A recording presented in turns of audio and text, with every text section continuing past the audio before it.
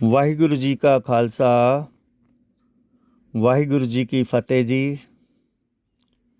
ਅਸੀਂ ਰੋਜ਼ ਸ਼੍ਰੀ ਗੁਰੂ ਨਾਨਕ ਦੇਵ ਜੀ ਦੇ ਜੀਵਨ ਅਤੇ ਇਹਨਾਂ ਦੇ ਜੀਵਨ ਨਾਲ ਸੰਬੰਧ ਰੱਖਣ ਵਾਲੀਆਂ ਉਹ ਘਟਨਾਵਾਂ ਜੋ ਸਾਨੂੰ ਜੀਵਨ ਦੀ ਸੇਧ ਅਤੇ ਜੀਵਨ ਦੀ ਜਾਂਚ ਸਿਖਾਉਂਦੀਆਂ ਹਨ, ਉਹਨਾਂ ਨਾਲ ਅਸੀਂ ਸਾਂਝ ਪਾ ਰਹੇ ਹਾਂ। ਅੱਜ ਦੇ ਵਿਚਾਰ ਲਈ ਅੱਜ ਅਸੀਂ ਇਹਨਾਂ ਦੇ ਜੀਵਨ ਵਿੱਚੋਂ 3 ਘਟਨਾਵਾਂ ਨੂੰ ਲੈ ਰਹੇ ਹਾਂ। ਪਹਿਲੀ ਹੈ ਗੁਰੂ ਨਾਨਕ ਜੀ ਅਤੇ ਮੋਦੀਖਾਨਾ। ਦੂਸਰੀ ਹੈ ਗੁਰੂ ਨਾਨਕ ਦੇਵ ਜੀ ਦਾ ਵਿਆਹ ਅਤੇ ਤੀਸਰੀ ਹੈ ਸੱਚਾ ਨਮਾਜ਼ੀ ਕੌਣ ਹੈ।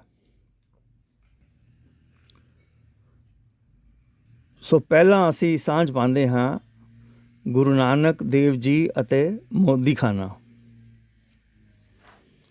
ਸੰਗਤ ਜੀ, ਜਦੋਂ ਗੁਰੂ ਨਾਨਕ ਦੇਵ ਜੀ ਕੁਝ ਵੱਡੇ ਹੋਏ ਤਾਂ ਉਹਨਾਂ ਦੇ ਮਾਤਾ ਪਿਤਾ ਅਤੇ ਉਹਨਾਂ ਦੀ ਵੱਡੀ ਭੈਣ ਨਾਨਕੀ ਨੇ ਸੋਚਿਆ ਕਿ ਗੁਰੂ ਨਾਨਕ ਦੇਵ ਜੀ ਹਰ ਵਕਤ ਆਪਣਾ ਸਮਾਂ ਸਾਧੂ ਸੰਤਾਂ ਅਤੇ ਫਕੀਰਾਂ ਨਾਲ ਗੁਜ਼ਾਰਦੇ ਨੇ ਕਿ ਕਿਧਰੇ ਇਹ ਨਾ ਹੋਵੇ ਕਿ ਇੱਕ ਦਿਨ ਇਹਨਾਂ ਨਾਲ ਹੀ ਘਰ ਛੱਡ ਕੇ ਚਲੇ ਜਾਣ। ਸੋ ਇਹਨਾਂ ਨੂੰ ਕਿਸੇ ਕੰਮ ਧੰਦੇ ਵਿੱਚ ਪਾਇਆ ਜਾਏ। ਸੋ ਛੇਤੀ ਹੀ ਭਾਈ ਜੈ ਰਾਮ ਜੀ, ਜੋ ਕਿ ਬੇਬੇ ਨਾਨਕੀ ਦੇ ਪਤੀ ਸੀ, ਉਹਨਾਂ ਨੇ ਨਵਾਬ ਦੌਲਤ ਖਾਨ ਦੇ ਮੋਦੀਖਾਨੇ ਦੇ ਵਿੱਚ ਐਜ਼ ਏ ਮੋਦੀ ਗੁਰੂ ਨਾਨਕ ਦੇਵ ਜੀ ਨੂੰ ਲਗਵਾ ਦਿੱਤਾ। ਫਿਰ ਆਪ ਤਲਵੰਡੀ ਤੋਂ ਸੁਲਤਾਨਪੁਰ ਆ ਗਏ। ਨਵਾਬ ਨੇ ਉਹਨਾਂ ਦੀ ਤਨਖਾਹ ਅਤੇ ਹੋਰ ਜੋ ਰਸਦ ਸੀ ਉਹ ਮੁਕਰਰ ਕਰ ਦਿੱਤੀ। ਮੋਦੀ ਦਾ ਕੰਮ ਗੁਰੂ ਜੀ ਦੇ ਸੁਭਾਅ ਨਾਲ ਮੇਲ ਹੋਣ ਕਰਕੇ ਆਪ ਨੇ ਇਹ ਕੰਮ ਬੜੇ ਉਤਸ਼ਾਹ ਦੇ ਨਾਲ ਸ਼ੁਰੂ ਕਰ ਦਿੱਤਾ। ਇੱਥੇ ਆਪ ਪੂਰਾ ਤੋਲਦੇ ਸੀ ਅਤੇ ਹਰ ਇੱਕ ਦੇ ਆਏ ਗਏ ਨਾਲ ਆਪ ਬਹੁਤ ਆਦਰ ਨਾਲ ਪੇਸ਼ ਆਉਂਦੇ ਸੀ। ਆਪ ਜੀ ਦੇ ਸਾਹਮਣੇ ਵੱਡਾ ਛੋਟਾ ਸਭ ਬਰਾਬਰ ਸੀ। ਦਾਨੀ ਸੁਭਾਅ ਦੇ ਹੋਣ ਕਰਕੇ ਉਸ ਆਪਣੇ ਹਿੱਸੇ ਦੀ ਰਸਦ ਅਤੇ ਤਨਖਾਹ ਦਾ ਇੱਕ ਹਿੱਸਾ ਆਪ ਲੋੜਵੰਦਾਂ ਵਿੱਚ ਵੰਡ ਦਿੰਦੇ ਸੀ ਅਤੇ ਆਪਣਾ ਇਹ ਕੰਮ ਵੀ ਪੂਰੀ ਜ਼ਿੰਮੇਵਾਰੀ ਅਤੇ ਪੂਰੀ ਯੋਗਤਾ ਨਾਲ ਨਿਭਾਉਂਦੇ ਸੀ। ਨਵਾਬ ਵੀ ਇਹਨਾਂ ਦੇ ਕੰਮ ਤੋਂ ਬਹੁਤ ਖੁਸ਼ ਸੀ।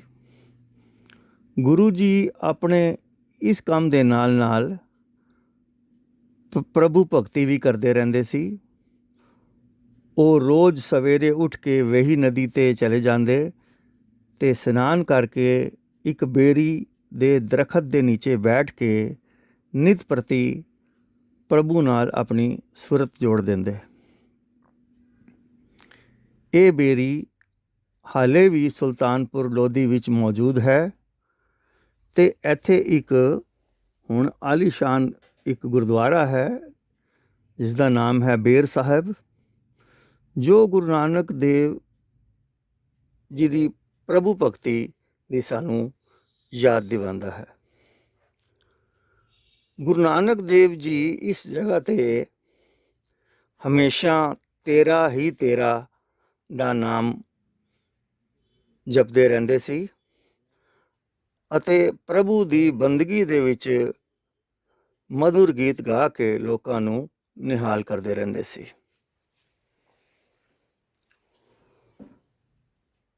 ਹੁਣ ਅਸੀਂ ਇਹਨਾਂ ਦੇ ਵਿਆਹ ਦੇ ਬਾਰੇ ਜਾਣਦੇ ਹਾਂ। ਸੰਗਤ ਜੀ, ਗੁਰੂ ਜੀ ਸੁਲਤਾਨਪੁਰ ਲੋਧੀ ਖਾਨੇ ਵਿੱਚ ਆਪਣੀ ਜ਼ਿੰਮੇਵਾਰੀ ਬੜੀ ਕੁਸ਼ਲਤਾ ਨਾਲ ਨਿਭਾ ਰਹੇ ਸੀ, ਪਰ ਭੈਣ ਨਾਨਕੀ ਤੇ ਜੈ ਰਾਮ ਜੀ ਜੋ ਨਾਨਕੀ ਦੇ ਪਤੀ ਸੀ, ਉਹਨਾਂ ਦੇ ਇਸ ਕੰਮ ਤੋਂ ਕੁਝ ਚਿੰਤਿਤ ਸੀ। ਇਸ ਦਾ ਕਾਰਨ ਇਹ ਸੀ ਕਿ ਗੁਰੂ ਜੀ ਆਪਣੇ ਹਿੱਸੇ ਦਾ ਰਾਸ਼ਨ ਲੋੜਵੰਦਾਂ ਵਿੱਚ ਵੰਡ ਦਿੰਦੇ ਸੀ ਅਤੇ ਵਿਹਲਾ ਸਮਾਂ ਪ੍ਰਭੂ ਦੀ ਸਿਫਤ ਸਲਾਹ ਵਿੱਚ ਸੰਤਾਂ ਅਤੇ ਫਕੀਰਾਂ ਦੇ ਨਾਲ ਹਮੇਸ਼ਾ ਗੁਜ਼ਾਰਦੇ ਰਹਿੰਦੇ ਸੀ। ਇਸ ਲਈ ਉਹਨਾਂ ਨੇ ਇਹ ਸਲਾਹ ਬਣਾਈ ਕਿ ਗੁਰੂ ਜੀ ਦਾ ਹੁਣ ਵਿਆਹ ਕਰ ਦਿੱਤਾ ਜਾਏ, ਤਾਂ ਕਿ ਉਹ ਗ੍ਰਸਤ ਜੀਵਨ ਵਿੱਚ ਪੈ ਕੇ ਕੁਝ ਆਪਣੇ ਬਾਰੇ ਵੀ ਸੋਚਣ। ਸੋ ਬਟਾਲੇ ਦਾ ਸ਼ਹਿਰ ਦੇ ਰਹਿਣ ਵਾਲੇ ਪਟਵਾਰੀ ਬਾਬਾ ਮੂਲ ਚੰਦ ਜੀ, ਜੋ ਜੈ ਰਾਮ ਜੀ ਦੇ ਜਾਣਕਾਰ ਸੀ, ਉਹਨਾਂ ਦੀ ਲੜਕੀ ਬੀਬੀ ਸੁਲੱਖਣੀ ਦਾ ਰਿਸ਼ਤਾ ਗੁਰੂ ਨਾਨਕ ਦੇਵ ਜੀ ਦੇ ਨਾਲ ਕਰ ਦਿੱਤਾ ਜਾਂਦਾ ਹੈ। ਗੁਰੂ ਜੀ ਦੀ ਉਮਰ ਉਸ ਵਕਤ 18 ਸਾਲ ਦੀ ਸੀ ਅਤੇ ਉਹਨਾਂ ਦਾ ਵਿਆਹ 24 ਜੇਠ 1544 ਨੂੰ ਨਿਸ਼ਚਿਤ ਹੋ ਜਾਂਦਾ ਹੈ। ਸੁਲਤਾਨਪੁਰ ਲੋਧੀ ਤੋਂ ਇਹਨਾਂ ਦੀ ਬਰਾਤ ਬਟਾਲੇ ਪਹੁੰਚਦੀ ਹੈ ਅਤੇ ਜਿੱਥੇ ਬਰਾਤ ਦਾ ਡੇਰਾ ਲੱਗਦਾ ਹੈ, ਉੱਥੇ ਇੱਕ ਕੱਚੀ ਕੰਧ ਖੜੀ ਸੀ। ਇੱਕ ਮਾਈ ਨੇ ਆ ਕੇ ਕਿਹਾ ਕਿ ਆਪਣੇ ਜੋ ਮੰਜੇ ਨੇ ਕੰਧ ਤੋਂ ਥੋੜ੍ਹੀ ਦੂਰ ਕਰ ਲਓ, ਇਸ ਕੰਧ ਦਾ ਪਤਾ ਨਹੀਂ ਕਿ ਕਦੋਂ ਗਿਰ ਜਾਏ। ਤਦ ਗੁਰੂ ਜੀ ਨੇ ਉਸ ਮਾਈ ਨੂੰ ਕਿਹਾ, ਸਾਨੂੰ ਪਤਾ ਹੈ, ਪਰ ਇਹ ਕੰਧ ਕਦੇ ਵੀ ਨਹੀਂ ਗਿਰੇਗੀ। ਉਹ ਕੰਧ ਬਟਾਲੇ ਵਿੱਚ ਹੁਣ ਵੀ ਮੌਜੂਦ ਹੈ ਅਤੇ ਨਹੀਂ ਗਿਰੀ। ਅਤੇ ਸ਼ਬਦ ਗਾਇਨ ਕਰਕੇ ਇਹਨਾਂ ਦੇ ਵਿਆਹ ਦੀ ਰਸਮ ਪੂਰੀ ਕੀਤੀ ਜਾਂਦੀ ਹੈ। ਜਿਸ ਥਾਂ 'ਤੇ ਗੁਰੂ ਜੀ ਦੇ ਵਿਆਹ ਦੀ ਰਸਮ ਪੂਰੀ ਕੀਤੀ ਗਈ ਸੀ, ਉਸ ਥਾਂ 'ਤੇ ਉਹਨਾਂ ਦੇ ਵਿਆਹ ਦੀ ਸੋਹਣੀ ਯਾਦ ਦੇ ਵਿੱਚ ਗੁਰਦੁਆਰਾ ਕੰਧ ਸਾਹਿਬ ਮੌਜੂਦ ਹੈ।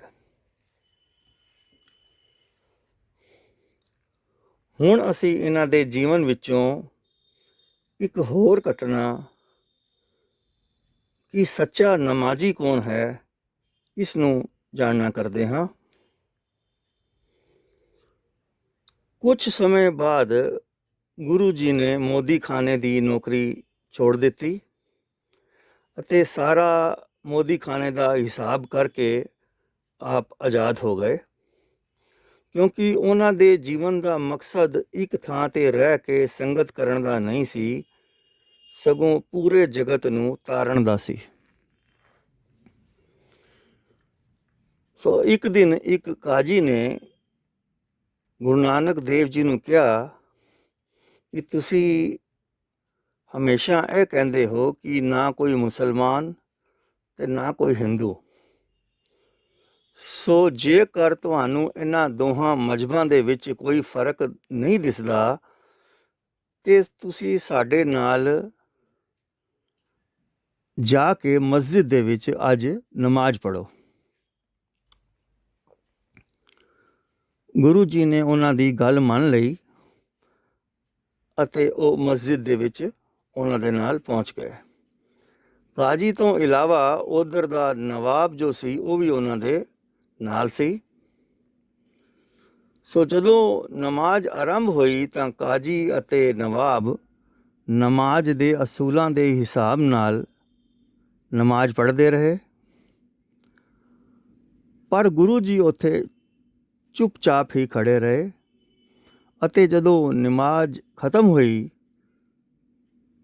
ਤਾਂ ਇਹਨਾਂ ਦੋਨਾਂ ਨੇ ਨਾਰਾਜ਼ ਹੋ ਕੇ ਗੁਰੂ ਜੀ ਨੂੰ ਕਿਹਾ ਕਿ ਤੁਸੀਂ ਇੱਥੇ ਪਹੁੰਚ ਕੇ ਵੀ ਨਮਾਜ਼ ਨਹੀਂ ਪੜ੍ਹੀ। ਇਸ ਦਾ ਮਤਲਬ ਸਪਸ਼ਟ ਹੈ ਕਿ ਤੁਸੀਂ ਹਿੰਦੂ ਅਤੇ ਮੁਸਲਮਾਨ ਵਿੱਚ ਫਰਕ ਸਮਝਦੇ ਹੋ। ਇਹ ਗੱਲ ਸੁਣ ਕੇ ਗੁਰੂ ਜੀ ਮੁਸਕਰਾਏ ਅਤੇ ਕਹਿਣ ਲੱਗੇ ਕਿ ਮੈਂ ਨਮਾਜ਼ ਕਿਸ ਦੇ ਨਾਲ ਪੜ੍ਹਦਾ। ਕਾਜੀ ਸਾਹਿਬ, ਤੁਸੀਂ ਤਾਂ ਉਸ ਵੇਲੇ ਇੱਥੇ ਸੀ ਹੀ ਨਹੀਂ, ਤੁਹਾਡਾ ਮਨ ਇੱਥੇ ਸੀ ਹੀ ਨਹੀਂ। ਤੁਹਾਡਾ ਮਨ ਤੁਹਾਡੇ ਘਰ ਘੁੰਮ ਰਿਹਾ ਸੀ। ਤੁਹਾਡੀ ਘੋੜੀ ਨੇ ਅਜੇ ਹੁਣੇ ਹੀ ਇੱਕ ਬੱਚਾ ਦਿੱਤਾ ਹੈ। ਤੁਹਾਡਾ ਮਨ ਉਸ ਬੱਚੇ ਵਿੱਚ ਸੀ ਕਿ ਕਿਧਰੇ ਇਹ ਬੱਚਾ ਖੂਹ ਵਿੱਚ ਨਾ ਡਿੱਗ ਜਾਏ। ਸੋ ਇਸ ਲਈ ਜੇ ਤੁਸੀਂ ਇੱਥੇ ਸੀ ਹੀ ਨਹੀਂ ਤਾਂ ਮੈਂ ਨਮਾਜ਼ ਜਿਹੜੀ ਹੈ ਕਿਸ ਦੇ ਨਾਲ ਪੜ੍ਹਦਾ। ਗੁਰੂ ਜੀ ਦੇ ਇਹਨਾਂ ਸੱਚੇ ਬੋਲਾਂ ਨੂੰ ਸੁਣ ਕੇ ਕਾਜੀ ਜੀ ਜੋ ਸੀ ਉਹ ਸ਼ਰਮਿੰਦਾ ਹੋਏ ਤਾਂ ਕਹਿਣ ਲੱਗੇ, ਚਲੋ ਮੈਂ ਇੱਥੇ ਨਹੀਂ ਸੀ ਤਾਂ ਤੁਸੀਂ ਨਵਾਬ ਸਾਹਿਬ ਜੀ ਦੇ ਨਾਲ, ਨਵਾਬ ਸਾਹਿਬ ਦੇ ਨਾਲ ਨਮਾਜ਼ ਪੜ੍ਹ ਲੈਂਦੇ। ਤੇ ਗੁਰੂ ਜੀ ਫੇਰ ਮੁਸਕਰਾਏ ਤਾਂ ਕਹਿਣ ਲੱਗੇ ਕਿ ਨਵਾਬ ਸਾਹਿਬ ਵੀ ਉਸ ਵਕਤ ਇੱਥੇ ਨਹੀਂ ਸੀ। ਤੁਹਾਡਾ ਮਨ ਤਾਂ ਸਿਰਫ ਆਪਣੇ ਘਰ ਘੁੰਮ ਰਿਹਾ ਸੀ। ਨਵਾਬ ਸਾਹਿਬ ਤਾਂ ਹਿੰਦੁਸਤਾਨ ਤੋਂ ਹੀ ਬਾਹਰ ਕਾਬੁਲ ਦੇ ਵਿੱਚ ਘੋੜੇ ਖਰੀਦ ਰਹੇ ਸੀ। ਸੋ ਇਹ ਦੱਸੋ ਕਿ ਮੈਂ ਨਮਾਜ਼ ਕਿਸ ਦੇ ਨਾਲ ਪੜ੍ਹਦਾ। ਤਾਂ ਫਿਰ ਉਹਨਾਂ ਦੋਨਾਂ ਨੇ ਗੁਰੂ ਜੀ ਦੇ ਅੱਗੇ ਸ਼ੀਸ਼ ਝੁਕਾ ਦਿੱਤੇ ਕਿ ਵਾਕਈ ਹੀ ਇਹ ਗੱਲ ਸੱਚੀ ਹੈ। ਨਾਨਕ ਤਾਂ ਕੋਈ ਔਲੀਆ ਜਾਂ ਪੈਗੰਬਰ ਹੈ। ਇਹ ਸਭ ਦੇ ਦਿਲਾਂ ਦੀਆਂ ਜਾਣਦਾ ਹੈ। ਤੇ ਉਹਨਾਂ ਨੇ ਕਿਹਾ ਕਿ ਸਾਡੇ ਮੁਰਸ਼ਦ ਜੀ, ਹੁਣ ਤੁਸੀਂ ਸਾਨੂੰ ਇਹ ਦੱਸੋ ਕਿ ਸੱਚੀ ਨਮਾਜ਼ ਜਿਹੜੀ ਹੈ ਉਹ ਕਿਵੇਂ ਅਦਾ ਕੀਤੀ ਜਾ ਸਕਦੀ ਹੈ। ਗੁਰੂ ਜੀ ਨੇ ਉਹਨਾਂ ਨੂੰ ਸਮਝਾਇਆ ਕਿ ਸੱਚੀ ਨਮਾਜ਼ ਤਾਂ ਹੀ ਅਦਾ ਕੀਤੀ ਜਾ ਸਕਦੀ ਹੈ ਜਦੋਂ ਅਸੀਂ ਅੱਲਾ ਨੂੰ ਆਪਣੇ ਸਾਹਮਣੇ ਹਾਜ਼ਰ ਨਾਜ਼ਰ ਸਮਝੀਏ ਅਤੇ ਮਨ ਨੂੰ ਇਕਾਗਰ ਕਰਕੇ ਉਸ ਦੇ ਚਰਨਾਂ ਵਿੱਚ ਟਿਕਾ ਦਈਏ। ਦਿਖਾਵੇ ਦੀ ਨਮਾਜ਼ ਦਾ ਕੋਈ ਫਾਇਦਾ ਨਹੀਂ। ਸੋ ਸੰਗਤ ਜੀ, ਇਹ ਸਨ ਅੱਜ ਦੀਆਂ ਵਿਚਾਰਾਂ। ਇਹਨਾਂ ਦੇ ਭਾਵਾਂ ਦੀ, ਇਹਨਾਂ ਦੇ ਅਰਥਾਂ ਦੀ ਸਾਨੂੰ ਸਮਝ ਪੈ ਜਾਵੇ। ਹੋਈਆਂ ਭੁੱਲਾਂ ਨੂੰ ਮਾफ़ ਕਰਨਾ ਜੀ। ਵਾਹਿਗੁਰੂ ਜੀ ਕਾ ਖਾਲਸਾ, ਵਾਹਿਗੁਰੂ ਜੀ ਕੀ ਫਤਿਹ ਜੀ।